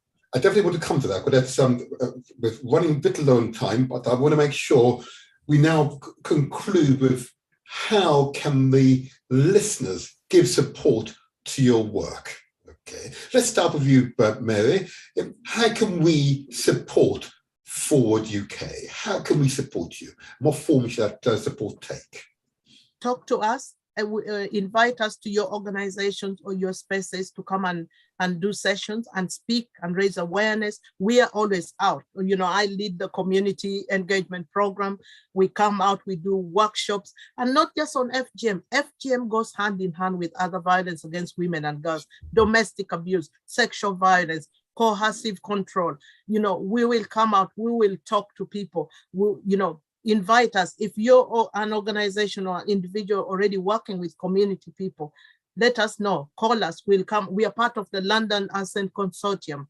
We are funded to do this work, pan-London, by the way, and even nationally. We will come and, you know, and we'll do the work. The funding is limited, but, you know, at Forward, we'll work 24 hours if we have to, you know, and we work on a shoestring, but we will do it because we live and breathe these issues, violence against women and girls, and we will go, whether it's, you know, raining, snowing, come rain and snow and sun, we will be out there. So engage with us, call us, ask for leaflets, posters, put posters up. You know, if you can fund us, that would also be amazing. You know. So give us either telephone numbers, email address, website details, please, Mary. Yeah, so Forward stands for Foundation for Women's Health Research and Development, and we are based in just on the border with Hammersmith and Fulham and Brent. We are on Scrubs Lane, 8 Chandelier Building, 8 Scrubs Lane, and our phone number is 0208 960 4000. 960 4000. Nice. Yes. I'll give you my email address is mary@forwarduk. Yes. .org.uk. Brilliant. Thank you for all the work that you and your organization are engaged in. It is really invaluable. And if you don't have a presence in Southwark, I know if I speak to Naima, we'll make sure you have. Oh, absolutely. And I'm so grateful to meet Naima. We need to talk. Please, I need your contact. We have some other organizations that is our partner that works in. There's a lady who is based in Peckham, and her organization is called Drop the Knife, Keep the Drums. Keep the Drums, Drop the Knife. She has a shop in Peckham, and she actually uses her shop as for drop-ins, and her name is Sarian Kamara. She was our community champions. She's now like a trailblazer. She's doing work here and back in Sierra Leone. But we will have a presence in Southwark, definitely. We'll come, we work anywhere. It's not just you know, in other boroughs. We work across London, we work across UK, and you know, and I'll be doing a lot of work. We'll be doing a lot of work together, Naima, going forward. Okay, thank you. Naima, just give us, how can we support you in your work? contact details, telephone number, email address, website address, or indeed event you want to give promotion to? Yeah, I just wanted to pass this important message to our community. I am a community activist. I have been doing this work around FGM since 2000. I have helped over 20 women to be defibrillated. I have educated over 65 teachers, a lot of doctors, a lot of politicians, but I've never appeared on any because I don't believe in that. That's why I say I work behind the closed curtain. When I became an activist, my goal is to make sure everybody knows about FGM. And I came to realize that if you are not sitting at the table, you will be in the menu. Yeah. What I mean is, when the decision makers are sitting there, we become activists. We need to be politically active. Otherwise, everything that is written in that book will be decided by people who've got much. So that's what I want you to leave this with your listeners. Please, especially our Black community, we are not so good at community work. We are not so good in political involvement.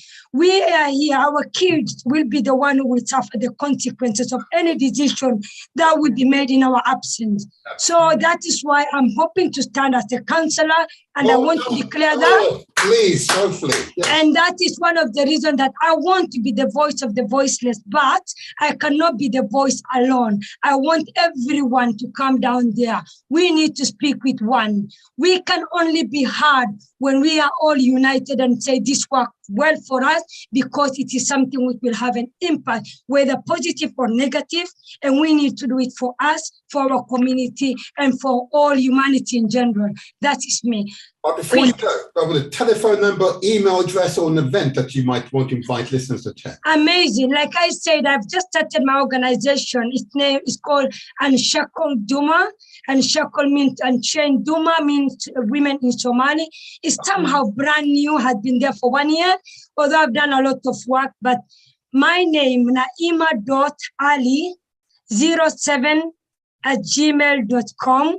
Slowly, say it again, please. Much too quick. Naima, my name, my surname, which is Ali, 07@gmail.com.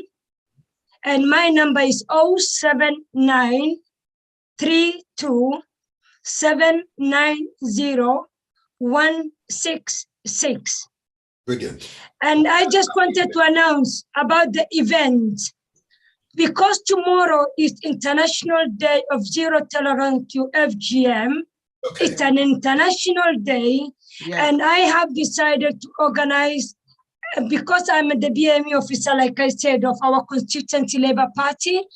I have decided to use my own initiative to invite my comrades, my political activists, to meet at the park for 2 hours, just to walk and raise awareness on FGM. Which park? We shall be talking Southwark Park. Oh, Southwark Park. Oh, Southwark Park on Sunday, tomorrow, from 2 to 4.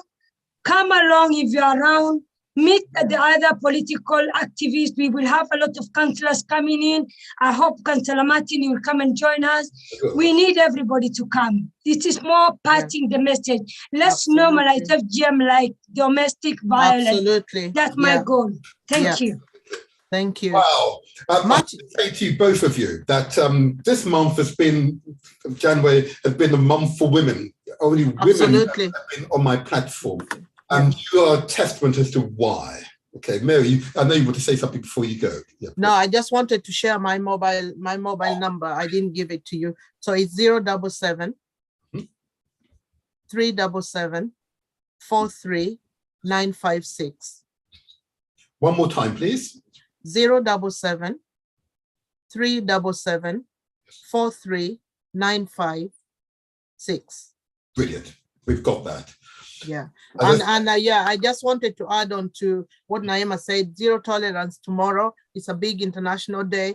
Everybody should be talking about FGM. We want to normalize it. You know, when Forward started this work in 1983, people were throwing stones at them. You know, how dare you talk about this? Now we talk about it. Men are talking about it. Yesterday, you asked me a question. How are things changing? Are things really changing? We now talk about FGM everywhere. Men are talking about it, women, children. That is a change in itself. Yeah. This was something that happened in secret. Nobody ever talked about it. Silence keeps these practices going. You know, keeping it a secret keeps it going. We need to expose it. We need to normalize it. We need to talk about it normally. And then only then can we, you know, fight it. And I said something as well earlier on. To protect our children, we need to talk to them about this. You cannot protect somebody from something they don't know.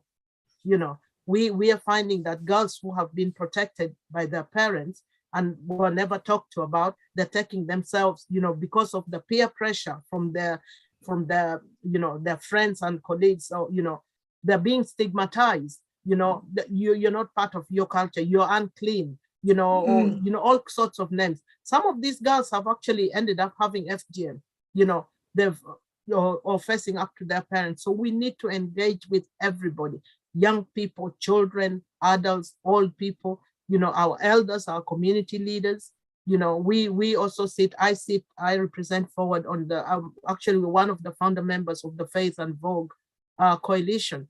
You know, how does our faith play a role, you know, in us accessing service, in abuse that goes on, domestic abuse, for example, you know, so thank you. We work, yeah. Okay, let's come to our time. Thank you. Again, I want to reiterate, this month, and I suppose, so last month, and I suppose this month, will be dedicated to the work of our women in the community. And next month is International Women's Day. You're right, you're right.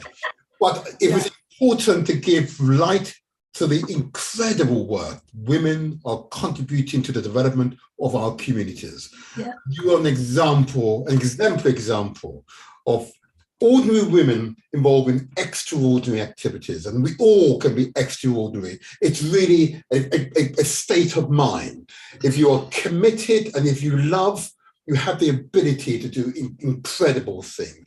Be incredible yourself, you know? Yeah. That's the message we want to get across. And the strength of our women are the very foundations of our civilization. Yes. I want to thank you both for being exceptional contributors. And judging by the number of messages I'm receiving, I understand why some of these women have not called in. And one woman reported that she had it at age 17. Yes. Oh my gosh. Anyway, I don't want to express opinion. I want to express a certain, my feelings of, well, deep regret. Okay, that's all I'm going to say. Yeah. I'll say, I don't want to judge, but I just feel deep regret. We must change. We do better as a people. Okay? Yeah. Thank you. Thank you both for your contribution, and I will keep in touch with you both. Please. We might need to do this again within the next few months, but I can see there are other issues, particularly around the Ford organization, that I suspect we need to tackle. Because the wider issue of violence against women is one that I think we definitely need to tackle. Absolutely. We will, not say, I'm saying we will, I'm saying we absolutely will tackle it. And we need to tackle it head on, and we men need to be accountable. Oh, yeah. Definitely. Can I say just one last thing? A statement is safeguarding. Yeah. You know, safeguarding is everybody's responsibility. Not just me, not just Naima or Martin. We all have a responsibility to safeguard our children and to make sure we're all living a healthy and safe life. Yeah, that's my final parting message.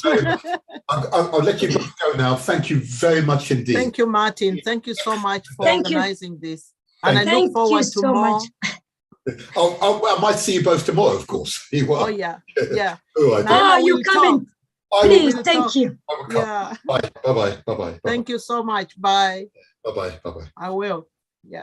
And listeners, that was a perfect example of the strength, the energy, the power of women in our community. We men must hold them on that pedestal, treat them with the utmost respect, and ensure that they're protected at all times, and love them dearly when given the opportunity.